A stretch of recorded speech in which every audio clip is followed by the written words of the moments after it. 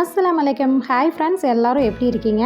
எல்லாருமே ரொம்ப நல்லா இருப்பீங்கன்னு நினைக்கிறேன். நம்ம இன்றைக்கி நம்ம சேனலில் வந்து பார்த்திங்கன்னா, என் பொண்ணுக்கு வந்து நேற்றைக்கு பர்த்டே. நார்மலாக வந்து பர்த்டே வந்து கேக் கட் பண்ணி புது ட்ரெஸ் எடுத்து அந்த மாதிரி வந்து நாங்கள் செலிப்ரேட் பண்ண மாட்டோம்.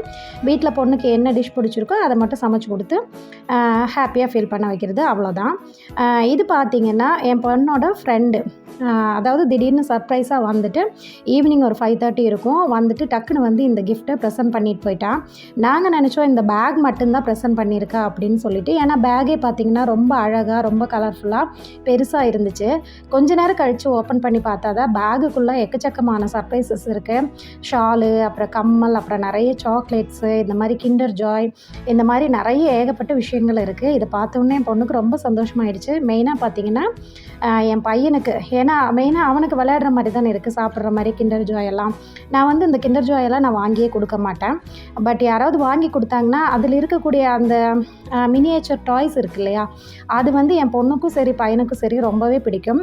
பாருங்கள், உடனே வந்து இதை ஓப்பன் பண்ணிட்டாங்க. மெயினாக அவங்க வந்து அந்த சாக்லேட்டை சாப்பிட்றதுக்காக ஓப்பன் பண்ணலை, அது எல்லாத்தையுமே ஒரு ஓரமாக வச்சுட்டு அதில் என்ன டாய் இருக்குது அப்படின்னு பார்க்குறக்கு தான். பாருங்கள், ரொம்ப ரொம்ப க்யூட்டாக, ரொம்ப அழகாக இப்போல்லாம் டாய்ஸ் வருது. ஃபஸ்ட்டெல்லாம் நானுமே வந்து கிண்டர் ஜாய் ரொம்ப விரும்பி வாங்கி சாப்பிடுவேன். அதில் குட்டி குட்டி டாய்ஸ் இருக்கும். பட் இப்போ வர டாய்ஸ் எல்லாம் பார்த்திங்கன்னா ரொம்பவே அழகாக இருக்குது. ஒன்றில் வந்து பார்த்திங்கன்னா குட்டியாக கேர்ள் இருந்துச்சு. அப்புறம் இன்னொன்று வந்து என் பொண்ணு ஓப்பன் பண்ணால், அதில் பார்த்திங்கன்னா ரேபிட் இருந்தது. பார்த்திங்கன்னா 2 ரேபிட் இருக்கிற மாதிரி இருக்குது. இல்லை, அது வந்து ஜாயின் பண்ணால் போதும். அப்புறம் வந்துட்டு டாய்ஸ் இந்த மாதிரி எல்லாமே இருந்துச்சு. இது எல்லாத்தையுமே ஜாயின் பண்ணி காட்டுறோமா அப்படின்னு சொல்லிட்டு ஜாயின் பண்ணிட்டு இருந்தாங்க.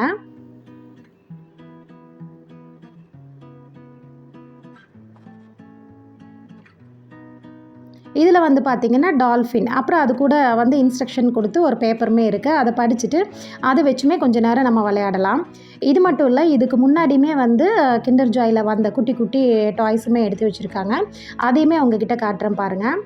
இது பாருங்கள், என் பையன் அதுக்குள்ளே செட் பண்ணிட்டு வந்துட்டா. ரொம்ப ரொம்ப அழகாக, ரொம்ப க்யூட்டாக இருக்குது. இதை பார்க்கும்போது எனக்குமே ரொம்ப பிடிச்சிருந்துச்சு.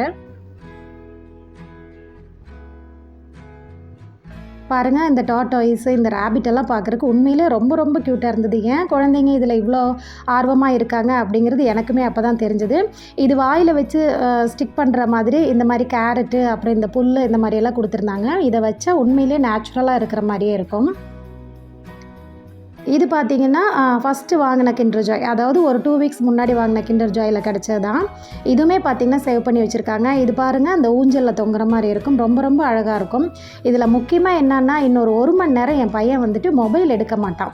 மொபைல் இல்லாமல் இந்த குட்டி டாய்ஸை வச்சு விளையாடுவான். அது ரொம்ப ரொம்ப எனக்கு யூஸ்ஃபுல்லாக இருக்கும். இப்போல்லாம் பேரண்ட்ஸுக்கு பெரிய விஷயமே வந்து மொபைல்கிட்ட இருந்து குழந்தைங்கள எப்படி காப்பாற்றுறது அப்படிங்கிறதான். இது எனக்கு மட்டும் இல்லை, எல்லா பேரண்ட்ஸுக்குமே இது இருக்குன்னு நினைக்கிறேன். இந்த டாய்ஸ் எல்லாம் உங்களுக்கு பிடிச்சிருந்ததுன்னா கண்டிப்பாக ஒரு லைக் கொடுங்க. உங்கள் குழந்தைங்கள மொபைல்கிட்ட இருந்து பாதுகாக்க நீங்கள் என்னென்ன செய்கிறீங்க அப்படிங்கிறத கமெண்டில் சென்ட் பண்ணுங்கள். நெக்ஸ்ட் வீடியோவில் பார்க்கலாம். தேங்க்ஸ் ஃபார் வாட்சிங்.